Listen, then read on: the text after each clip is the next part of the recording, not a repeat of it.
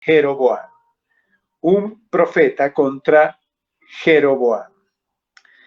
Y el texto en el que vamos a estar, como ya se da cuenta, Primero de Reyes, capítulo 13, versículo 1 al 10.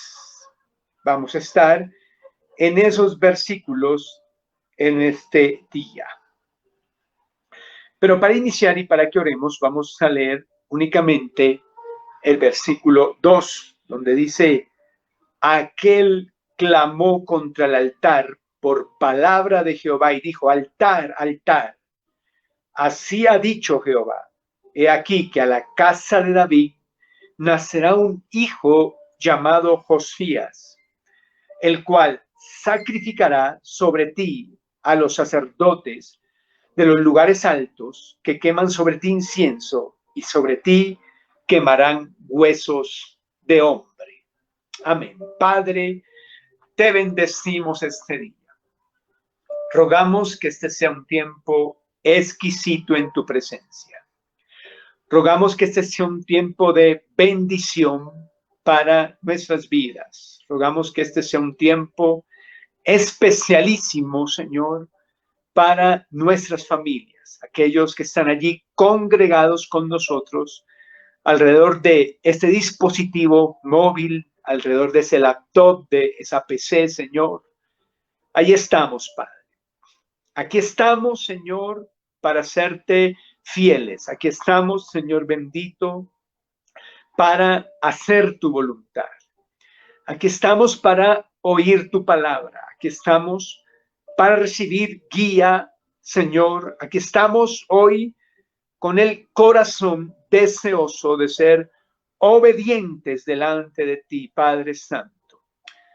Como dijo Samuel aquella ocasión, Señor, en el que tú le llamabas: habla Jehová, que tu siervo escucha. Esa es nuestra lema, nuestra frase esta noche. Habla Jehová, que tu siervo escucha, Señor. Y escucha atento, Padre, para hacer tu voluntad. En nombre de Jesús de Nazaret, gracias, Padre. Amén y amén. Aleluya. Amén, hermanos. Entonces, como ya le dije, un profeta contra Jeroboam. Si recuerda, hace 8 días estuvimos hablando acerca de la falsa religión, ¿no? Y hablamos de los propagadores, de las características, de muchas cosas, de muchos puntos importantes acerca de la falsa religión, para reconocerla y para que nosotros nos analizáramos, nos examináramos para ver si estábamos, pues, como en esa falsa religión. Bueno, ahora, sucede que siempre que la falsa religión aparece aparece con ella también hombres que Dios envía para que denuncien y desenmascaren este tipo de prácticas. Y este texto bíblico que tenemos delante de nosotros hoy para estudiar, nos habla precisamente de ello, de un hombre a quien Dios levanta para echar en cara a Jeroboam su falsa religión, para echar en cara al pueblo su falsa religión. Entonces, hoy, en este estudio bíblico, el miércoles en la noche, vamos a estudiar las características de este varón que Dios envía contra Jeroboam.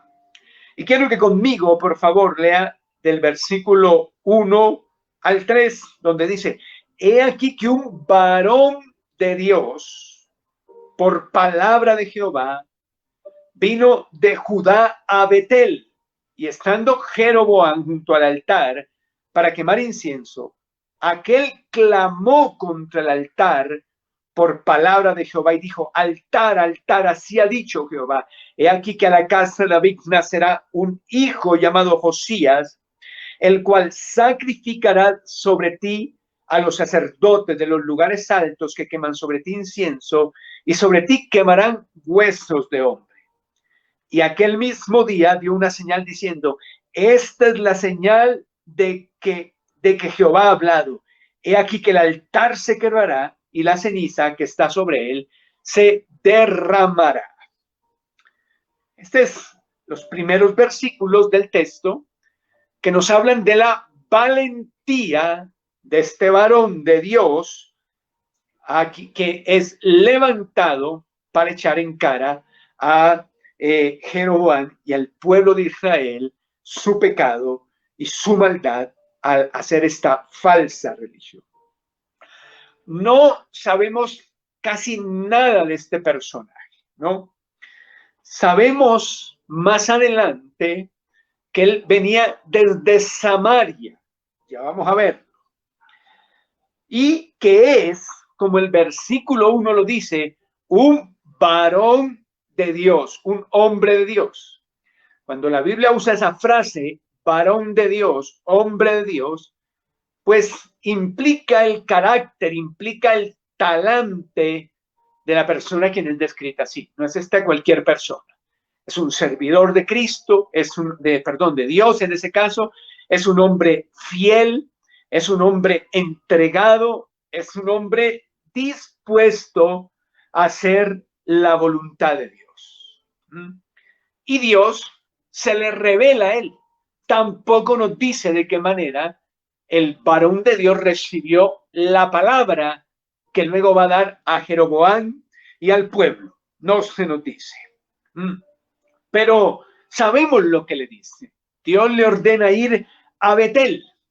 ¿Por qué Betel? Porque si usted se acuerda, allí en Betel está uno de los becerros que Jeroboam se construyó para fomentar su falsa religión.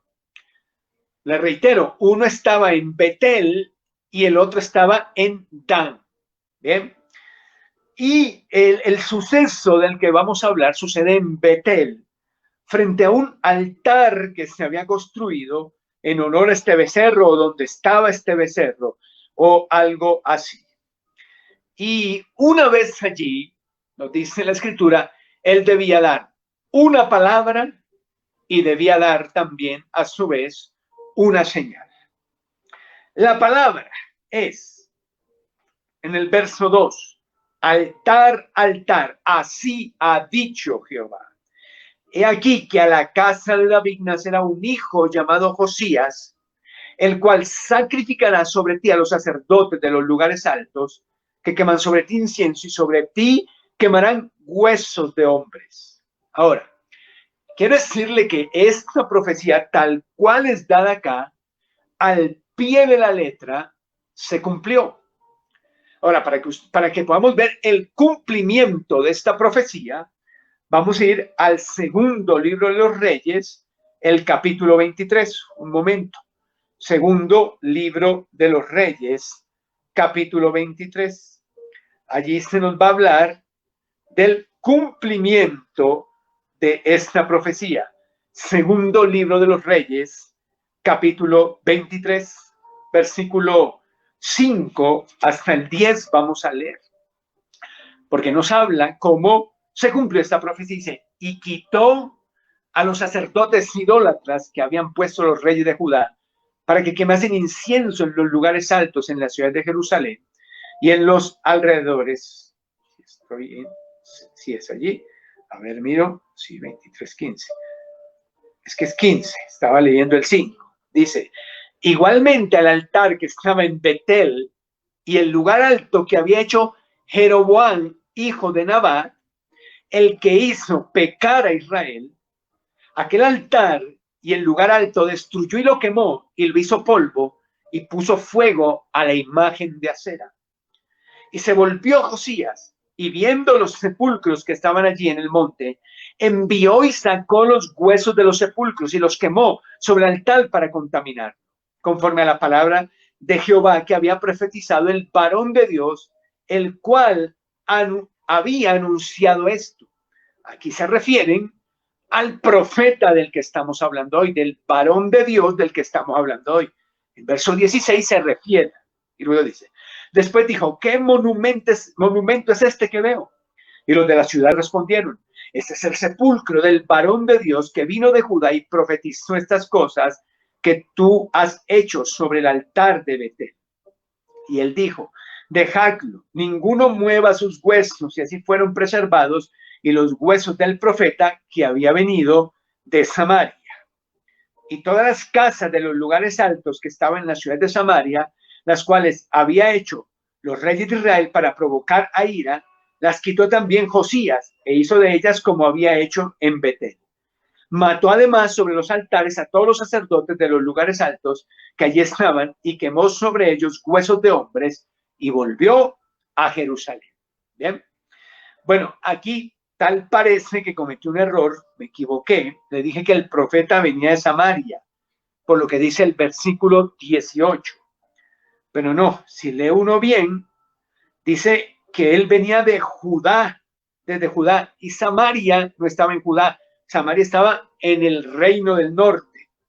Entonces, si puso ahí que el profeta era de Samaria, táchelo un momento y más bien ponga que el profeta era de Judá, de la tribu de Judá.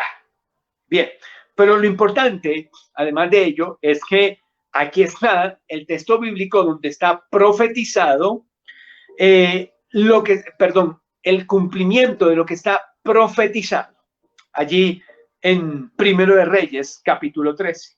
Vamos de nuevo allí un momentico. Lo increíble de esta profecía es que fue dicha 300 años antes de que se cumpliera. Se profetizó el nombre de un rey 300 años antes de que éste apareciera.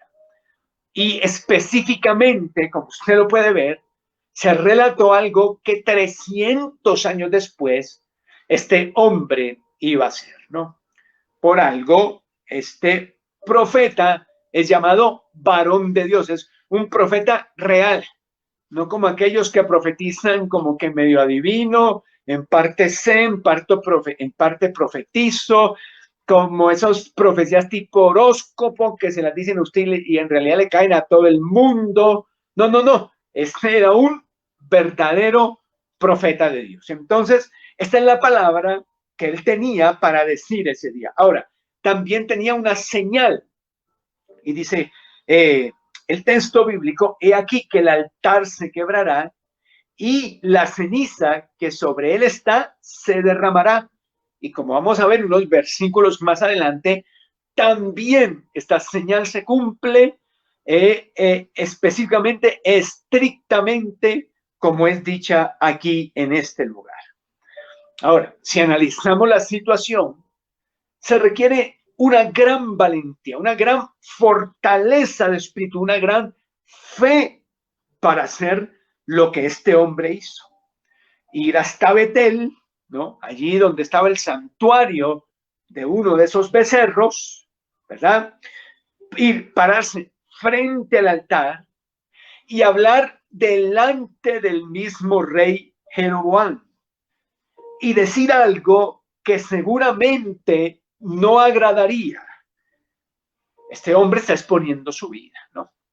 Y aquí algo interesante, ¿no? Por lo general, si se da cuenta, los profetas tienen una palabra que no agrada a las personas, que no es atractiva, que no gusta. Esto que él acaba de decir, pues obviamente era algo que no iba a gustar y por eso estaba exponiendo su vida. Obvio, también los profetas profetizan cosas de esperanza, buenas y todo ello, ¿cierto? Pero no solo profetizan eso, es lo que quiero decir, que es lo que vemos hoy día en muchos profetas, que solo profetizan bendición, paz, prosperidad y ese tipo de cosas, sino que además de ello, también los profetas tienen una palabra de juicio, que es la que no vemos tanto hoy, y es donde uno se da cuenta la manipulación que existe con esto de la profecía. Pero aparte de ese paréntesis que estamos haciendo, es importante recalcar la valentía de este hombre.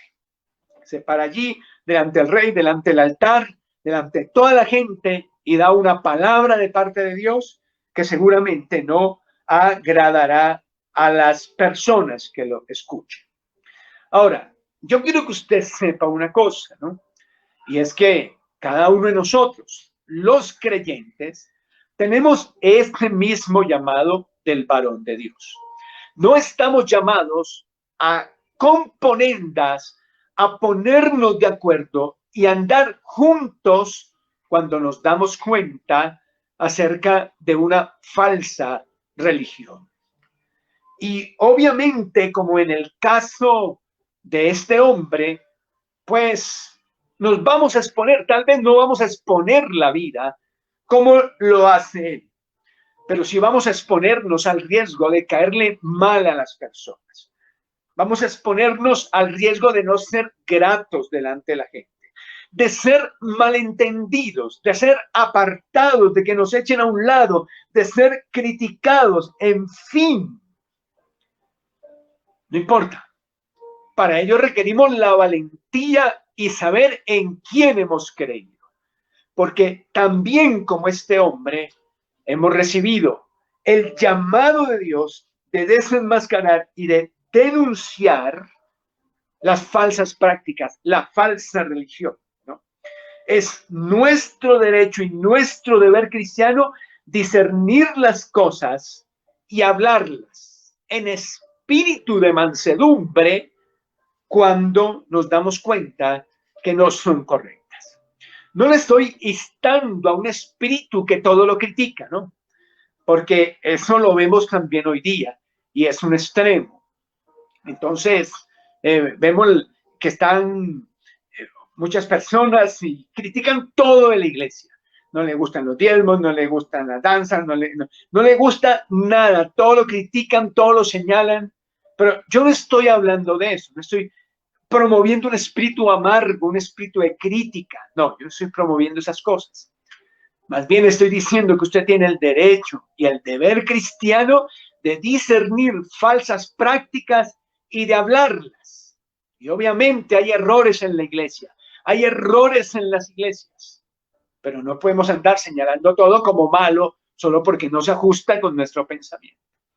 Y además de ello, de que uno descubre hoy personas que son agrias, ácidas, en la crítica y en la constante crítica, todos los días critican, nunca les gusta nada, nunca les agrada nada, están en contra de todas las cosas, también lo hacen con un espíritu de odio muchas veces, con un espíritu de resentimiento, lo cual no debe ser. Recordemos que el apóstol Pablo nos invitó a defender nuestra fe con mansedumbre, mansamente, con compasión, con amor por quienes están en el engaño, con oración por quienes están en el engaño. Pero el punto es que debemos hacerlo aunque nosotros caigamos mal y aunque las personas quieran apartarnos y echarnos a perder, nosotros debemos hacerlo. Ahora, este no es solo un hombre valiente, sino que además de esto, es un hombre con el respaldo de Dios en su vida. Los versículos 4 al 6 dicen: cuando el rey Jeroboam oyó la palabra del varón de Dios que había clamado contra el altar de Betel, extendió su mano desde el altar, dijo: prendedle. Mas la mano que había extendido contra él se le secó y no la pudo enderezar. Y el altar se rompió y se derramó la ceniza del altar, conforme a la señal que el varón de Dios había dado por palabra de Jehová. Entonces, respondiendo el rey, dijo al varón de Dios: te pido que ruegues ante la presencia de Jehová tu Dios y ores por mí para que mi mano me sea restaurada. Y el varón de Dios oró a Jehová y la mano del rey se restauró y quedó como era antes. El respaldo de Dios. Entonces, como ya le vengo diciendo, Pues a Jeroboam no le gustó, pero para nada la palabra que este hombre traía. Y seguro que no solo a Jeroboam, a todos los que lo oyeron no le agradó lo que dijo sobre su becerro, sobre su altar y sobre todo este tipo de cosas. Entonces, estirando la mano, ¿no?, con un tono amenazador, estiró la mano y ordenó que arrestaran a Jeroboam. Arréstenlo, prendedle, dijo allí. Y él no sabía que el juicio de Dios estaba sobre él y que el respaldo de Dios estaba sobre el varón que había venido a traer la palabra. Entonces, al extender su mano, dice que su mano, su brazo se secó y que no podía enderezarla. Le quedó así quieta ahí, la mano así, de pronto señaló así y ahí se le quedó la mano, no podía mover. O hizo así y entonces no podía mover la mano. Y ahí sí, ¿quién dijo miedo? Y ahí sí el susto, y ahí sí, ay, Dios mío. Y entonces él le pide al varón de Dios que ore por él. Pero antes de que le pida esto, se cumple la señal que el varón había venido a dar también, además de la palabra que profetizó y que se cumplió, como ya leímos. Entonces, el varón, la señal se cumplió en el versículo 5, dice que cuando a Jeroboam se le secó la mano, inmediatamente después se rompió el altar, como había dicho el hombre de Dios, y la ceniza se derramó, como había dicho este profeta. ¿Ya? Después de ello es que Jeroboam, asustado, con miedo, dijo, ay, ora por mi mano, que mi mano sea restaurada. Y este varón de Dios entonces oró y la mano se le restauró y quedó como antes. Bendito sea Dios. Fíjese en eso. Entonces aquí tenemos el respaldo de Dios en varias maneras hacia su siervo, ¿cierto? El primero de ellos es, ellos no lo vieron, pero 300 años después, la profecía que él vino a dar, tal cual se cumplió, el respaldo de Dios. Después vemos cómo cuando quisieron hacerle daño, cuando quisieron destruirle por la palabra que había dado, entonces Dios lo respaldó con esa otra señal de secar la mano del rey. Nadie se atrevió a tocar al hombre. Y la tercera manera, como vemos el respaldo de Dios entonces, es que el altar se rompe y las cenizas se riegan como justamente él había dicho que iba a suceder. Ya le dije que tenemos el deber y el derecho de discernir la doctrina y de denunciar la falsa religión, la falsa doctrina, cuando nosotros la identifiquemos. Ya le dije que esto no debe hacerse con un espíritu de crítica, de todo juzgarlo, de que nada me gusta. Ya le dije que debe hacerlo en espíritu de mansedumbre, con el amor cristiano en su corazón, pero debe hacerlo. Ahora, la razón por la que debe hacerlo, sin miedo, sin temor, y aunque los hombres lo echen a perder, es porque usted lleva el respaldo de Dios. Cuando usted habla la palabra de Dios, cuando usted habla de las cosas de Dios que son rectas, que son puras, entonces usted cuenta con el respaldo de Dios en su vida. Y Dios lo va a ayudar y Dios lo va a respaldar. Y por eso no debe temer, por eso no debe tener miedo. Cuando usted se dé cuenta de algo y diga, bueno, mira, yo pienso que esto no es así, yo pienso que no deben ser así, yo pienso que las cosas no deben ser de esa manera, yo pienso así, entonces no lo hagamos de esta manera o no se haga de esta forma así. No tenga miedo, hágalo, que Dios lo va a respaldar. Algo les queda en el corazón, un redarguir allí dentro de las personas. Y hasta quién sabe, señales Dios le dará a esas personas y a usted mismo para respaldar lo que usted está diciendo. El varón de Dios tuvo que esperar una profecía, que Dios le mostrara, le revelara. Usted y yo no tenemos que esperar eso. porque ya tenemos la palabra de Dios, ya tenemos la revelación que nos ha dicho lo que debemos hacer en estos casos. Mira, ahí hay una laminita, la del lobito, David, por favor, que nos dice, por ejemplo, dónde en la palabra de Dios nos dice sobre esto de los falsos maestros.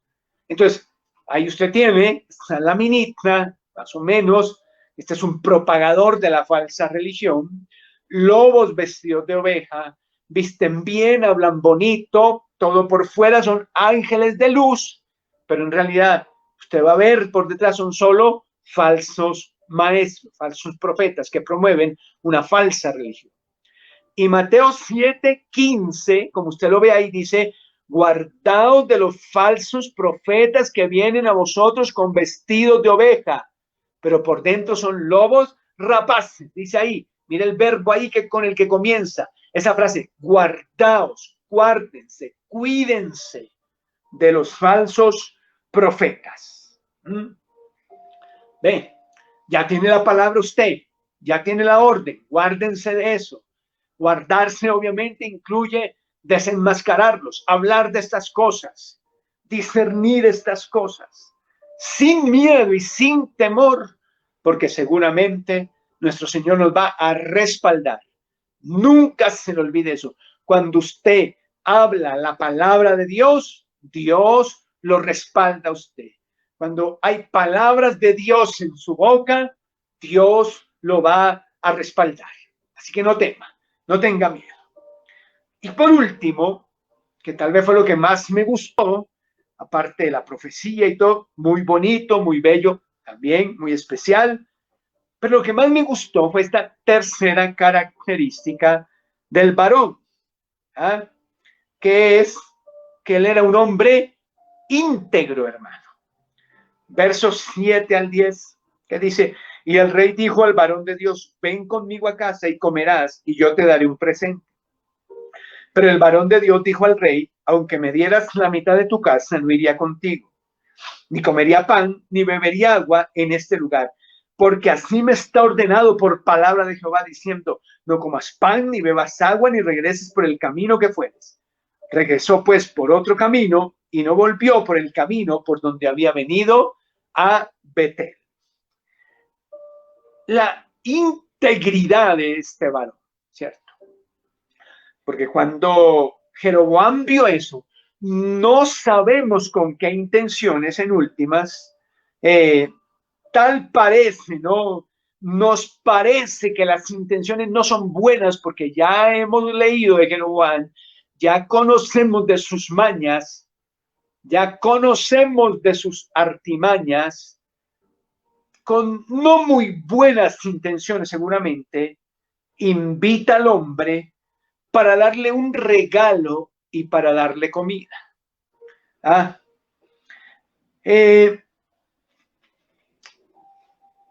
Dios ya le había hablado a su siervo sobre eso. Y le había dicho, bueno, ahora va para Betel, se va para frente al altar delante de Jeroboam y va a decir esto y esto, y esta es la señal que lo va a respaldar a usted. Y hágame un favor, no le reciban a nadie ni comida ni bebida, porque Dios sabía lo que Jeroboam iba a hacer. Por eso, esta es otra razón que tenemos para pensar que las intenciones de Jeroboam no eran buenas.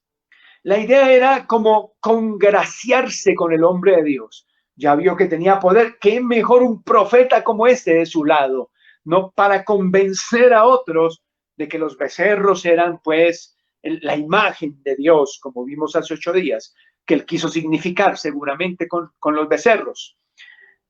Quería hacer ello y quería darle una mejor vida y comida y quién sabe qué regalo quería darle al hombre. Pero este hombre se resistió a esa tentación, porque aunque Dios le había dado palabra, él pudo haber cedido. Él pudo haber dicho, tiene un regalo para mí, pues Dios habló de comida, pero no de regalos. Entonces, yo pudiera recibir el regalo y la comida no. Pero si él hubiera hecho eso, se hubiera contaminado. Su mensaje hubiera dejado de tener impacto. Si él se hubiera congraciado con el propagador de la falsa religión, seguramente su mensaje hubiera perdido impacto, ¿no? Y mantuvo su integridad. No era un hombre que se iba a dejar controlar por el dinero. No era un hombre que se iba a dejar controlar por regalos, por dádivas. Es decir, él no iba a predicar por dinero. No iba a venderse, a vender sus principios, a vender lo que él era por dinero. No lo iba a hacer. Y entonces él decide obedecer a Dios, mostrando con ello además su integridad, y quiso hacer las cosas al pie de la letra, ¿no? Dios además de eso le dijo, y cuando regrese, no se venga por el mismo camino, tome otro camino cuando regrese. Y sin cuestionar, no sabemos por qué Dios le dio esta orden, sin cuestionar, sin preguntar nada, sencillamente él va y se va por otro camino porque era lo que Dios le había dicho. Y le voy a decir por qué me gustó esta última parte. Porque en últimas, una profecía y una señal son nada sin un hombre íntegro detrás de ello. Que es lo que tenemos hoy día, hermano, ¿no? Tenemos profecías, tenemos incluso señales, grandes señales, pero sin hombres íntegros detrás de estas cosas. ¿Qué tenemos? Tenemos gente ávida de dinero, amante del dinero, se ven sus estilos de vida y lo justifican, ¿cierto? Ya vio usted el último escándalo que salió en plena pandemia, ¿no? La cosa está terrible, que hasta el hogar de Maldonado, este hombre apóstol que llaman y eso, Guillermo Maldonado, se destruyó ese hogar, imagínense, en plena pandemia. ¿Y qué demuestra eso? ¿Qué demuestra eso? Demuestra que detrás de esas profecías, de esas señales, porque usted ha visto, ¿no? Que el hombre llena estadios y eso, hay unas sanidades tremendas y todo eso, no había integridad, según dicen, ¿no? Y hay, según eso, pruebas, bueno, no nos consta, pero según dicen, el hombre cayó en adulterio y encerraba a la esposa en la casa y cosas así, ¿cierto? Entonces, ¿de qué sirven profecías así? ¿De qué sirven señales así, de esa manera? No. Lo bueno es señales, profecías, pero respaldados por la integridad del hombre de Dios. Fíjese lo que dice el Señor Jesucristo, si usted lo recuerda, ¿no? Que la gente se le va a acercar, le va a decir, en tu nombre profetizamos, en tu nombre echamos fuera demonios, en tu nombre hicimos señales, en tu nombre hicimos sanidades. Y dice la Biblia que el Señor les dirá, yo no los conozco, apártense de mí, no los conozco. Porque señales y profecía sin integridad, en realidad, son nada, hermano, son nada. Y por eso me gustó esta última parte, porque este era un hombre de señales, de profecía, de respaldo de Dios, pero a su vez era un hombre íntegro, un hombre que no se vendería por regalos ni por dineros y que estaba dispuesto a obedecer a Dios, aunque esto le costara la vida, aunque le costara el desagrado de los hombres, hasta en el más mínimo detalle, así tal cual fue hasta por el mismo camino, por camino distinto, perdón, hermano, del que regresó, del que vino, porque Dios se lo había ordenado. Entonces, aquí la aplicación es muy sencilla, ¿cierto? Que tenemos que hacer en nuestra vida.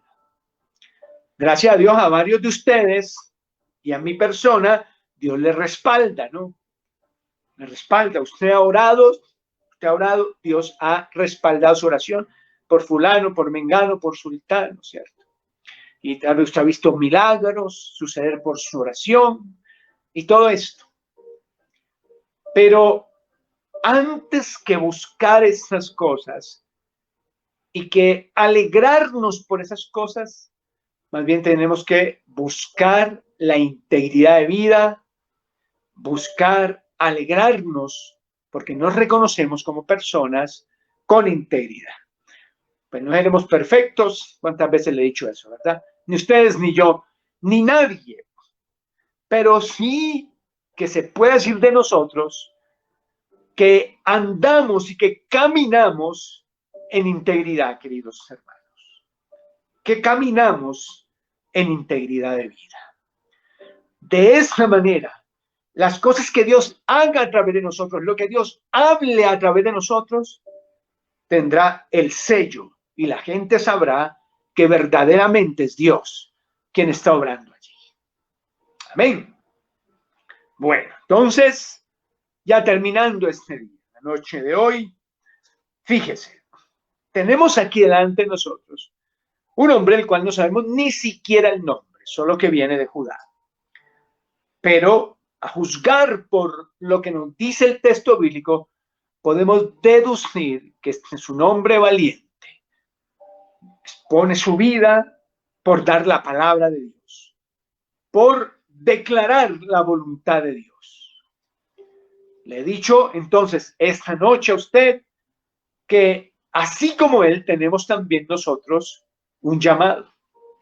El llamado a discernir y desenmascarar la falsa religión, la falsa doctrina, a los falsos hombres de Dios. También podemos deducir por este texto bíblico que este es un hombre con el respaldo de Dios, porque Dios permitió que esa palabra que él diera no cayera en tierra, sino que se cumpliera. Pasaron 3 centurias, 300 años para que la palabra se cumpliera, pero esta se cumplió. Porque cuando los malos quisieron atentar contra él por dar la palabra de Dios, Dios lo respaldó, secando la mano de Jeroboam para que nadie tocara a su siervo. Y porque la señal que vino a profetizar que ocurriría, del altar partiéndose y las cenizas cayendo, se cumplió también al pie de la letra. Y no debemos olvidar eso, que cuando tenemos palabra de Dios en nuestra boca, no nuestras palabras, no lo que la gente quiere oír, sino palabra de Dios en nuestra boca, entonces, queridos hermanos, Dios nos respaldará y Dios nos ayudará. Por último, y muy hermoso en él, es un hombre de integridad.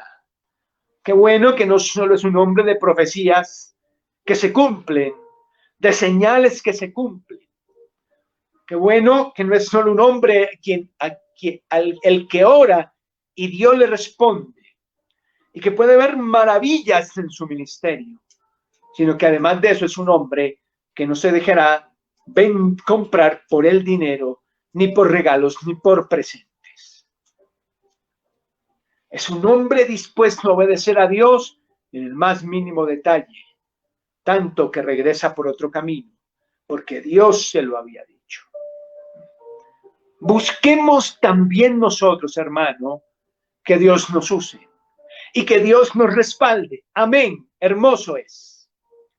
Pero también y ante todo busquemos la integridad de vida, la santidad de vida, porque no hay sea que cuando estemos delante del Señor empecemos a sacar todo el currículum nuestro, igual el Señor nos diga, nunca os conocí, apartaos de mí, hacedores de maldad.